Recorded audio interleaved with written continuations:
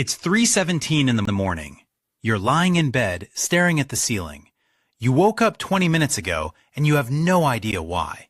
Nothing hurts. You're not hungry. You didn't have a nightmare. You just woke up. And now you're lying here, in the dark, wide awake, with this strange, anxious feeling in your chest, like something's wrong, like you're broken somehow. You reach for your phone. The blue light hits your face. You start scrolling, trying to force your brain back towards sleep. But there's this nagging thought underneath everything. Why does this keep happening? Why can't I just sleep like a normal person? Here's the thing. You're not broken. You're ancient. What you're experiencing right now, this middle-of-the-night awakening that feels so wrong, so disruptive, so modern in its anxiety, is actually the oldest and most natural human sleep pattern that has ever existed. For 300,000 years, every single human on Earth woke up exactly like you just did. The difference is, they expected it. They welcomed it. Some of them looked forward to it. And we erased it in less than 200 years. Before electricity, darkness wasn't just the absence of light. It was half of existence. 12 to 14 hours of every single day was pure, unbroken night. No streetlights bleeding through your curtains, no phone screens, no glowing clocks. When the sun went down, darkness arrived like a physical presence, and it stayed until morning. You couldn't just flip a switch and make it go away. So, humans adapted. Not by sleeping through all of it, because that's actually impossible. Your body doesn't want to be unconscious for 14 hours. Instead, people developed something called segmented sleep. 2 separate blocks of about 4 hours each with a quiet wake period of 1 to 2 hours right in the middle. They called them first sleep and second sleep. And that gap between them, that 1 to 2 hours of wakefulness in the dead of night, it wasn't a problem to be solved. It was a feature. But here's where it gets strange. That quiet hour wasn't about productivity. It wasn't about catching up on tasks or answering messages or optimizing your morning routine. It was soft. It was intimate. People would pray. They would have sex. They would visit neighbors who were also awake. They would lie in bed in a calm, almost meditative state, thinking thoughts they didn't have time for during the day. It was the only time in their entire lives when the world was truly still. Some historians believe this was the most psychologically important part of the human sleep cycle. A built-in period of reflection that arrived every single night, whether you wanted it or not. No appointments, no expectations, just you and the darkness and whatever was moving through your mind. And it gets weirder. The wake period wasn't lonely because everyone had it. Your neighbors were awake at 2 a.m. Your family was awake. The whole village was drifting in and out of this shared nocturnal consciousness together. You might hear someone walking past your home in the darkness. You might smell smoke from a fire being stoked 3 houses down. The night was populated. The night was alive. Now think about what that means. For 300,000 years, humans never experienced the thing you feel right now. The isolation of being awake when everyone else is asleep. That specific loneliness, that 3 a.m. feeling of being the only person in the world who can't just rest, that's brand new. That's a modern invention. Here's the part nobody talks about. The 8-hour sleep block you've been trying to achieve your entire life? The one you feel like a failure for not getting? It was invented by the Industrial Revolution, not by biology, not by nature. By factory owners who needed workers on fixed schedules. When artificial lighting became widespread, employers realized they could extend the workday into the evening hours. But that meant workers needed to compress their sleep into a single block so they could wake up at the same time every morning, alert and ready for their shift.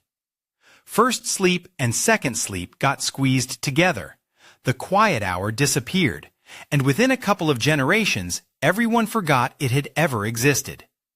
We literally restructured human consciousness to fit the needs of industrial capitalism. And then we told everyone that anything else was a disorder. The 12 hours of darkness before electricity weren't empty. They were the opposite of empty.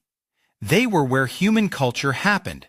Storytelling around fires, rituals passed down through generations, community bonding that required darkness because it required proximity, required gathering around the only source of light and warmth that existed.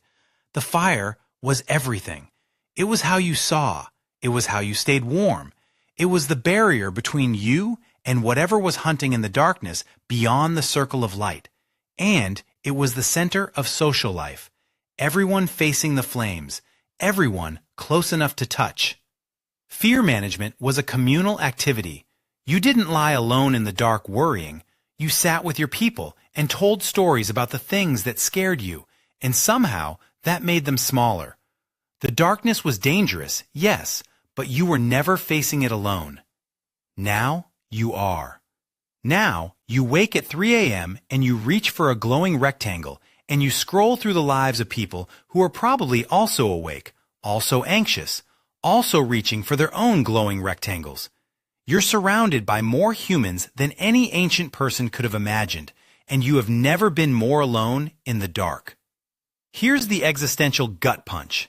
Millions of people wake up in the middle of the night feeling broken, feeling anxious, feeling like something is deeply, fundamentally wrong with them because they can't achieve this 8-hour block of unconsciousness that everyone else seems to manage just fine.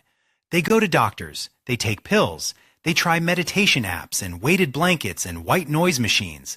They spend years trying to fix what they assume is a malfunction in their brain. But their brain isn't malfunctioning. It's remembering. What you experience as insomnia might actually be your body trying to return to the most natural sleep pattern humans have ever known.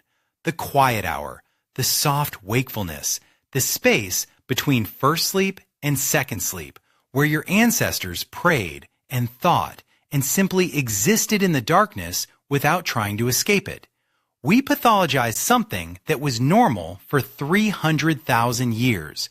We took the most ancient human sleep rhythm and called it a disorder. We made people feel broken for doing exactly what their bodies were designed to do. And now you're lying there at 3 a.m., anxious, reaching for your phone, flooding your brain with blue light and information and stimulation, fighting desperately against the very thing your ancestors would have welcomed with open arms. You're not failing at sleep. You're failing at a very recent, very industrial, very artificial version of sleep that your body never agreed to in the first place. So, it's 3:17 in the morning. You're lying in bed, staring at the ceiling. You woke up 20 minutes ago, and now you know why. Not because something's wrong, because something's right. Because somewhere, deep in your biology, 300,000 years of human experience is whispering that this is the quiet hour. This is the space between. This is the part of the night your ancestors used to pray, to think, to simply be. You could reach for your phone. You could flood yourself with light and noise and other people's anxieties. Or you could lie here, in the dark, in the stillness, and let yourself experience the one thing modern life has completely eliminated: a few minutes of genuine, unscheduled, unproductive peace. Your great-great-great-grandparents, stretching back 100,000 generations, would recognize this moment instantly. Welcome home. You know, there's something almost funny about all of this. We invented the technology to banish darkness forever, and we thought we were solving a problem. Turns out, we might have been erasing an answer. All those generations, all that quiet time in the dark, all those hours of forced stillness that humans didn't have to schedule or protect or fight for, they just arrived every single night, whether you were ready or not. Maybe the question isn't, how do we sleep better? Maybe the question is, What did we lose when we flooded the world with light? If this is the kind of thing your brain does at 2 a.m., you're in the right place. Subscribe. There's more where this came from.